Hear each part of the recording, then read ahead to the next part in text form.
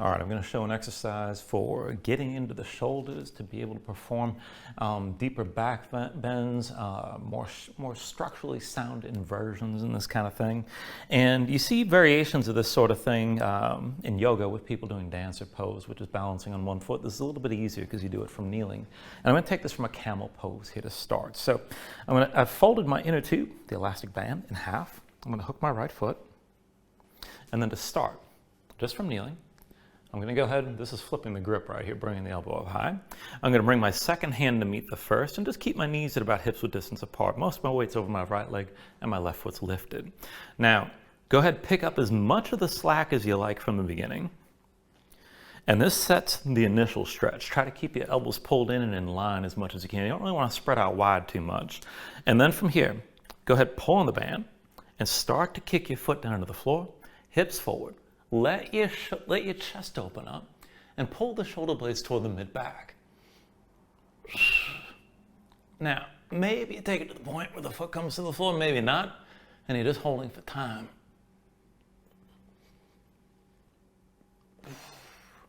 And this is the kind of thing that you can go in and out of and hold a few times. I would recommend starting out with at least a 15-second hold, and you can always build on from there. And I'm going to just equal this out. When I do this kind of thing, I go through both feet and try to hold for about the same amount of time. So this time I'm going to hook my right foot. And again, same setup. So my weight's gone on my left leg, and I'm just going to walk my hands down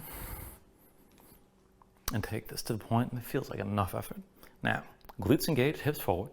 I'm going to kick my foot down, bring my gaze up.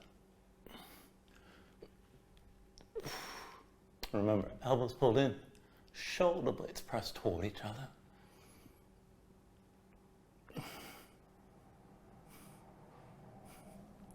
And it's a pretty intense stretch.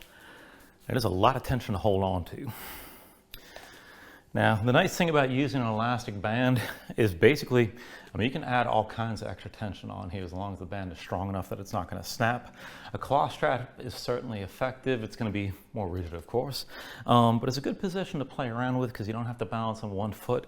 It's not too much trouble to do this on your knees, and if it's too much pressure on the knees, you can put a pad underneath.